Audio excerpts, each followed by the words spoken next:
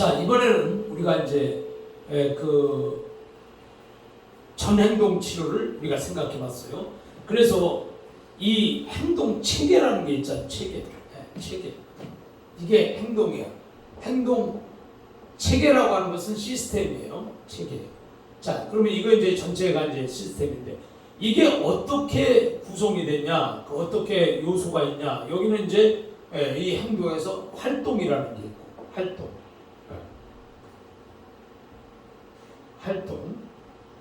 활동이 있고, 그 다음에 또 여기는 생각이라는 게 있고, 또 여기는 감정이라는 게 있고, 또 여기는 신체 반응이라는 게 있단 말이에요. 자, 요렇게 해서 요런 것을 요런 걸 다 묶어서 시스템으로 만들어서 하나의 요걸 행동 체계다 이렇게 말하는 거예요. 자, 그 다음에 이제 지각 체계입니다. 지각 체계는 이제 감각 체계죠. 그래서 이 감각 체계를 보면 감각 기관에 의해서 받아들여지는 현실은 감각 과정에 의해서 영향을 받음으로 현실의 순간에 자신이 원하는 바에 도움이 되지 못한다고 판단이 되면 무의미한 것으로 여겨져서 더 이상 내부 세계로 보내지지 않는다. 자, 그럼 감각 체계, 이 감각. 그 다음에 이제 사람이 이제 지각, 이 감각이라는 것은 감촉이잖아요. 자, 지각이야. 지각, 감각 기관에 의한 현실 세계가 총괄적인 지식을 통해서 지각으로 바뀌게 되면 우리는 감각 기관에 의해서 받아들였던 것에 대한 지식을 갖거나 가치를 갖게 된다. 자, 감각을 통해서 지각을 갖는다는 거예요. 자, 그 다음에 이 행동체계예요. 행동체계.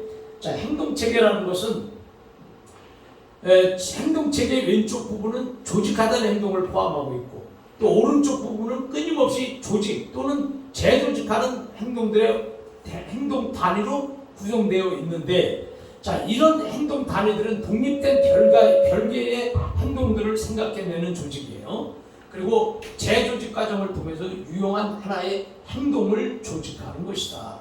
그래서 다시 말하면 체계라고 하는 게 체계. 자, 이 체계. 자, 여기는 이걸 이제 행동 체계다.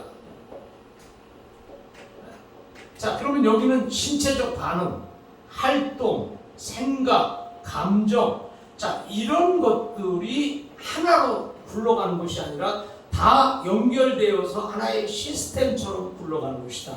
자, 이런 의미예요. 그 다음에 상담자가 지켜야 할 것이 있어요. 현실 치료에서 상담자는 내담자가 성공적 경험을 하는 과정은 절대 쉽지 않다는 사실과 그 다음에 끝까지 함께 돕는다는 것을 미리 얘기하고 상담 과정 중 내담자의 변명을 받아들이지 않고 비판, 처벌, 논쟁하지 않고 내담자를 쉽게 포기하지 않고 또 강압이나 공포 분위기 조성을 하지 않고 내담자를 무시하지 않는 그런 자세를 취해야 된다. 이런 얘기예요. 그 다음에요. 현실 치료의 WD 비법이라는 게 있어요. 자, 그러면 우선 내담자가 원하는 것, 내담자가 원하는 욕구잖아요. 욕구 파악. 이게 이제 그 욕구 파악을 이제 원하는 거잖아요.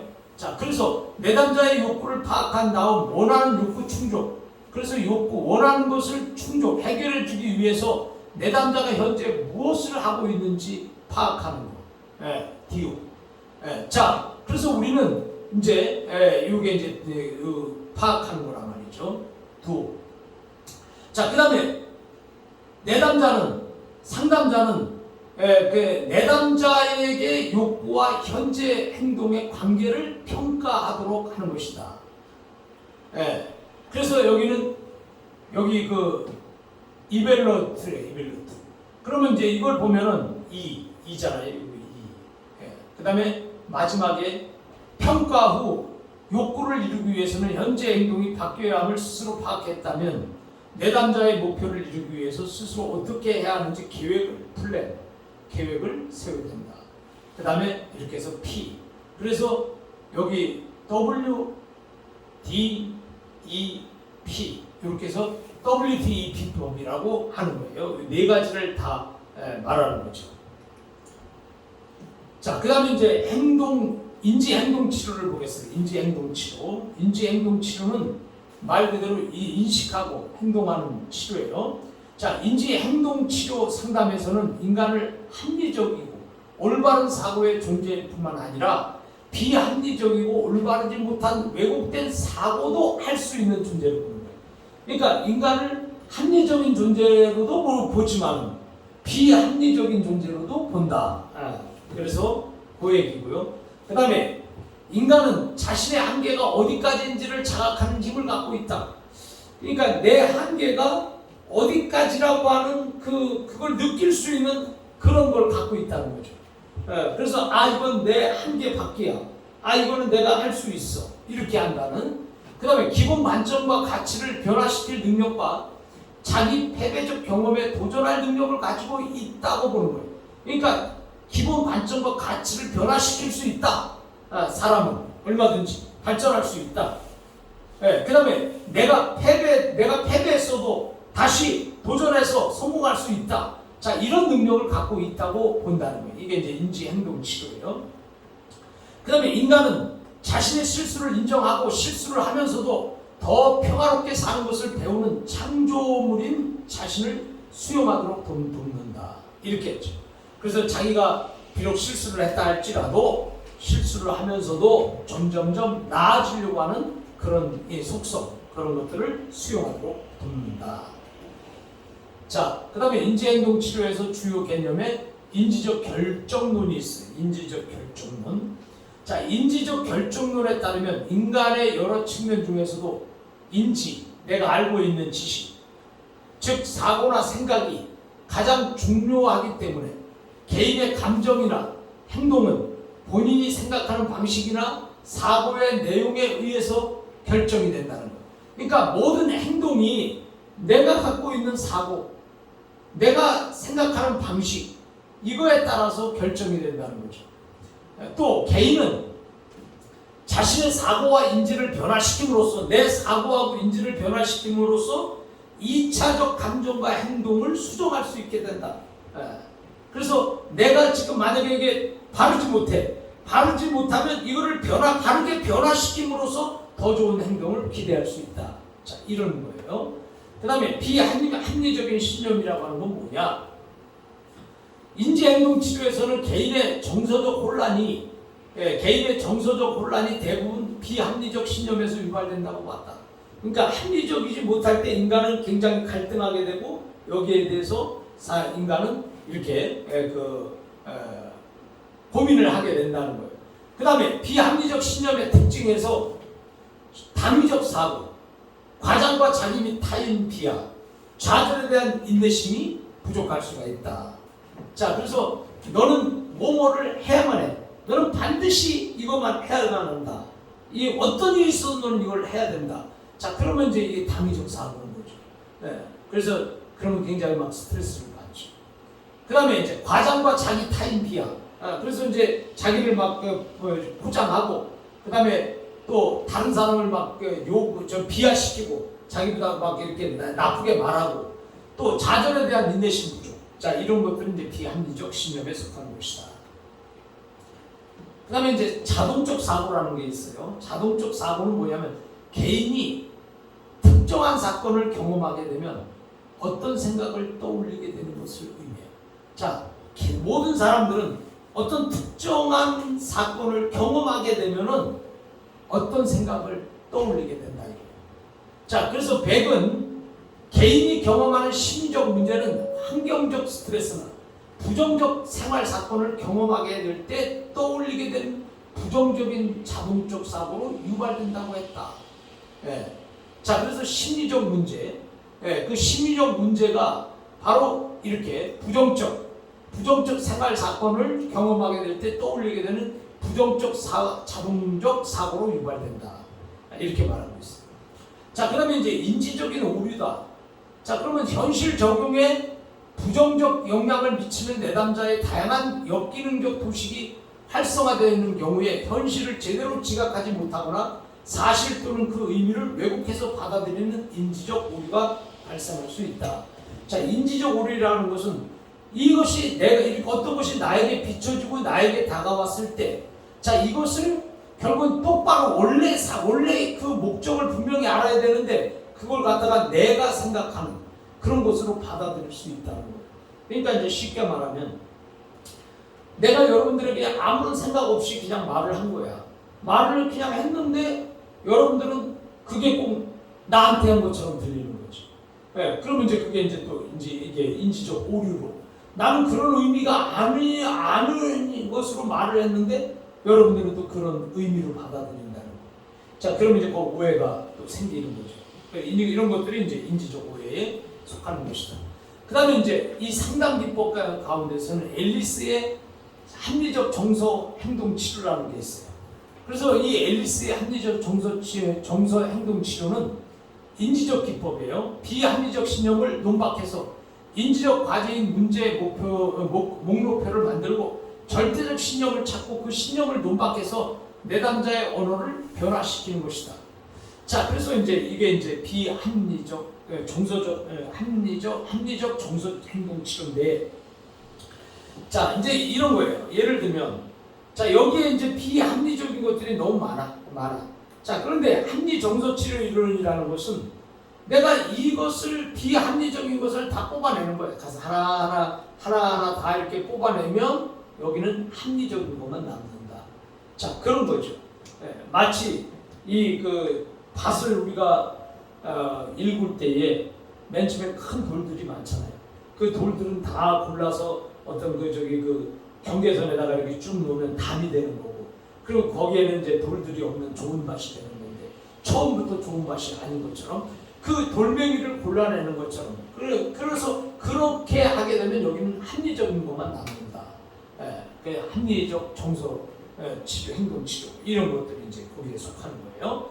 그 다음에 정서적 기법, 실제 생활에서 생각하고 느끼는 행동하고자 하는 기법이고요. 그 다음에 행동적 기법은 조작적 조건 형성, 그 다음에 체계적 분간법, 이완기법, 모델링을 사용하고 실생활에서 행동해 보도록 하는 숙제를 중요시하는 기법이다. 자, 이렇게 말할 수 있습니다. 자, 그 다음에 여기 보면 마이켄바움의 자기 교습 훈련이라는 게 있습니다. 이거는 마이켄바움의 자기 교습 훈련은 내담자의 적응점, 내담자가 적응하지 못하는 자기 말을 자각하고 구명할 수 있도록 훈련시켜주는 거고요. 그 다음에 치료자가 더욱 효과적인 언어 및 또 행동 방향을 행동 방법을 말하면서 시범을 보여주는 거죠. 그 다음에 내담자는 더욱 적절한 자기 언어를 크게 말하면서 목표 행동을 해 보이고 또 마음속으로 외우면서 그걸 직접 시연해 보는 거죠. 그 다음에 마지막으로 치료자가 귀한 반응 및 강화 등으로 환자는 문제 해결적 자기 언어를 구축하고 애초에 불안 유발하는 인지와 부적응 행동을 변화시켜 나가는 거예요. 처음부터 그렇게 시작하는 것이다. 그래서 이게 맥켄바움의 자기 교습 훈련이에요. 그러니까 여러분들이 이제 우리가 자기 훈련, 자기 개발 그런 것들도 이제 우리가 영향이 있는 거예요. 그래서 사람은 누구든지 자기를 훈련할 수 있고 자기를 개발할 수 있다. 자, 그런 의미에서 사람은 얼마든지 가능성이 있다. 이렇게 볼 수가 있어요. 자, 이제 우리는 지금까지 우리가 여기서 상담을 하면서 자, 상담에 대해서 여러 가지 행동, 인지 또 여러 가지를 우리가 이제 배웠어요. 그 가운데서 현재 제일 많이 쓰고 있는 것이 이제 인본주의 상담, 로저스의 인본주의 상담 이론이 있습니다.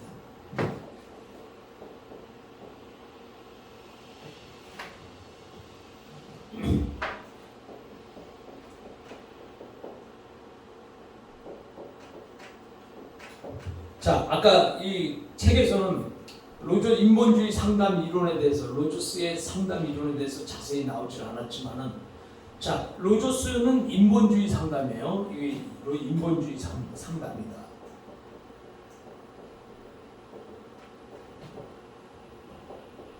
자, 인본주의라고 하는 상담이라는 것은 결국은 뭐냐면 내담자 중심이다. 내담자 중심 상담법입니다. 자, 내담자라고 하는 것은 클라이언트 중심이죠. 자, 여기서 가장 중요한 거는 뭐냐? 이 내담자 중심 상담 기법에서는 상담을 할 때 다른 상담사들처럼 말을 많이 할 필요가 없어요. 말을 많이 하지 않고 내담자 중심 상담에서, 인본주의 상담에서 로저스는 뭘 사용했냐면 그냥 말을 들어주는 거예요. 상담사가 해야 되는 일은 말을 들어주는 거죠. 말을 들어주는 거예요. 그래서 경청을 잘해주는 거예요. 경청. 그래서 경청을 잘 해주는 거예요. 그러니까 경청을 하기 때문에 상담사가 그렇게 많은 말이 필요치 않아요. 그래서 그렇습니까? 자, 경청을 하면서 또 중요한 것이 뭡니까? 공감이죠. 공감을 또 잘 해야 되잖아요. 경청을 하면서 우리가 공감을 그렇군요. 선생님 많이 힘들었겠네. 선생님 많이 외로우셨겠네. 선생님 참 많이 아프셨겠네. 자, 이런 것들을 이렇게 해줌으로 인해서 상담사는 자기 소개에서 지금 이 내담자가, 클라이언트가, 상담자가 그렇게 자기를 이해를 해주고 공감을 해주고 또 자기 이야기를 잘 들어주니까 속에 있는 얘기를 다 한단 말이에요. 자, 그러면 이제 속에 있는 이야기를 쭉 하면서 공감을 다 해주잖아요. 자, 공감을 해주다 보니까는 자, 이 쭉 그 사람의 이야기를 많이 들어줘야 되니까 여기 뭐가 필요하겠어요? 경청을 하는데 인내심이 필요하겠죠. 그죠? 네, 인내심. 그 인내를 가지고 들어주는 거죠. 그 인내심도 필요해요. 인내심도 필요하다. 자, 그 다음에 이제 그걸 끝까지 들어다 주면은 상담자가 내담자가 답을 알고 있어요.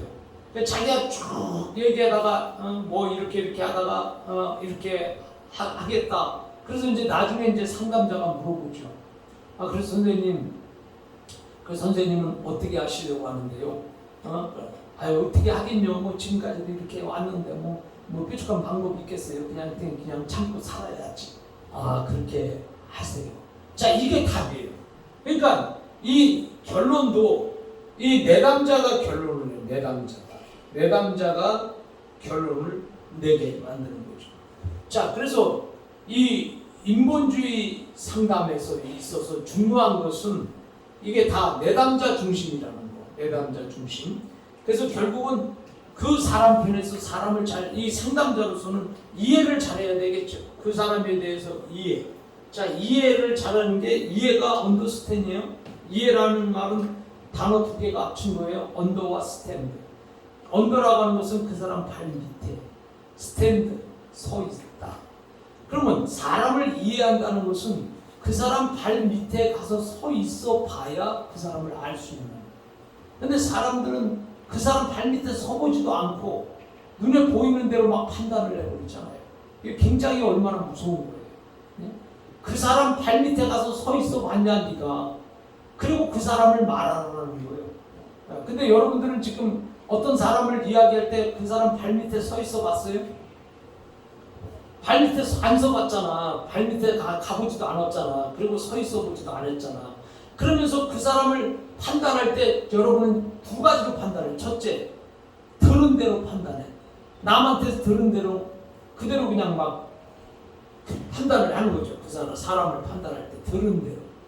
그러면 굉장히 엄청난 실수를 하는 거예요. 그 사람을 두 번 죽이는 거나 마찬가지죠. 그 다음에 세 번째, 자, 그 사람을 들은 대로 판단하고, 두 번째, 여러분은 눈에 보이는 대로 판단하잖아. 눈에 보이는 대로 판단하는 거예요. 엄청난 이게 상처를 주는 거죠. 그 사람을 우리가 판단할 때에 그렇게 함부로 막 그냥 남한테 듣는 대로 또 눈에 보이는 대로 이렇게 판단하면은 그 사람에 대해서 여러분들이 괜히 죄만 짓는 거나 마찬가지예요. 그래서 여러분이 눈으로 보지 않은 거에 대해서 그거를 그렇게 막 판단하면 안 돼요.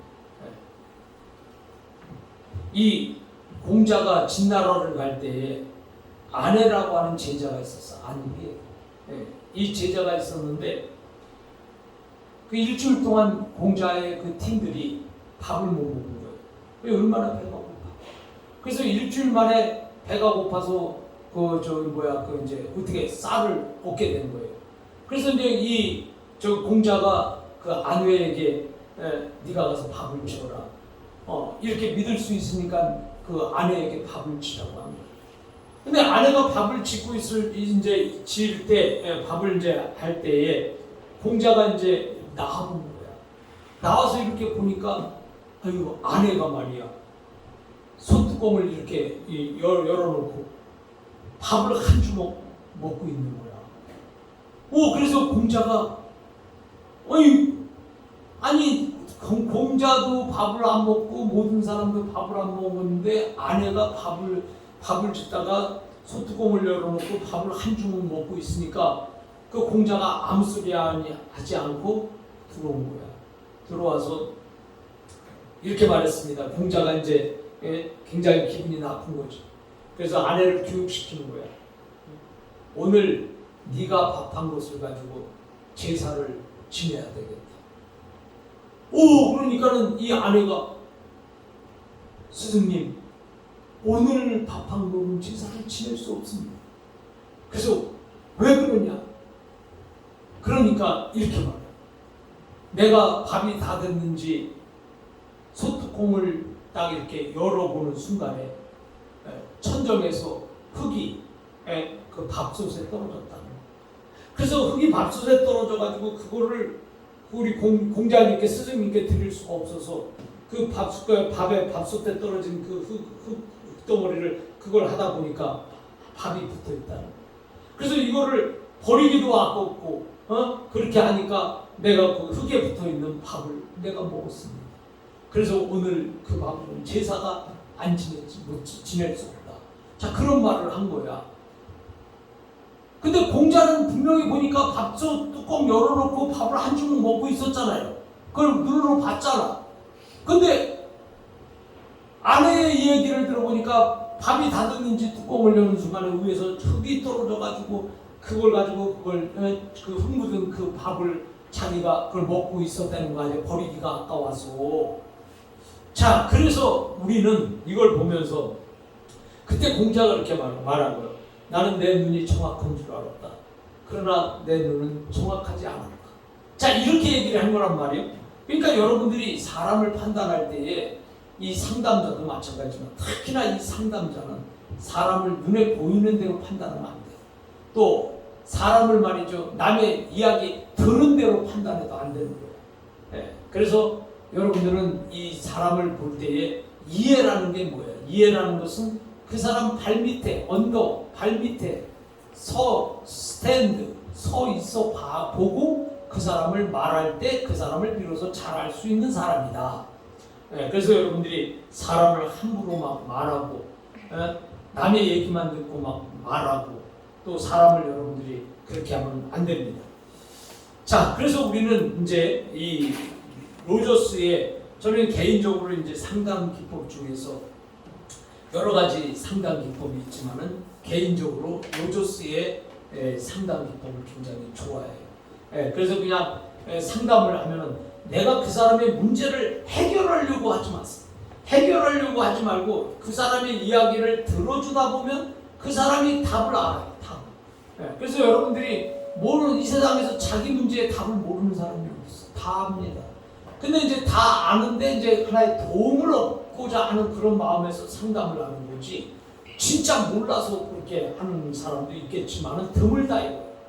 그래서 그 사람이 한참 이야기를 쭉 하다 보면은 그 사람이 스스로 자기 문제를 파악하게 되고 또 문제를 파악했으니까 답을 알게 되고 그 답을 알게 되므로 그 사람은 또 나름대로 이야기만 달고 와도 마음이 후련한 거예요. 그래서 이 사람은 굳이 내가 상담사가 이래라 저래라 말하기 이전에 자기가 말을 다 속에 있는 얘기를 다 끄집어내서 다 이야기를 했기 때문에 마음이 편안한 거예요. 그리고 또 자기도 그 답을 알고 그래서 이렇게 돌아갈 수 있도록 이렇게 하는 이 상담 기법이 바로 로저스의 인본주의 상담. 다시 말해서 내담자 중심의 상담이다. 그래서 내담자 중심의 상담에서 가장 키포인트는 뭐냐면 경청을 잘해주는 거예요. 인내를 가지고 끝까지 들어주면 이 상담이 잘 이루어지고 성공적인 상담을 할 수 있다는 것이 이제 로저스의 인본주의 상담, 내담자 중심의 상담이다. 자, 이렇게 이제 우리가 하면서 오늘 제 7장을 모두 마치겠습니다.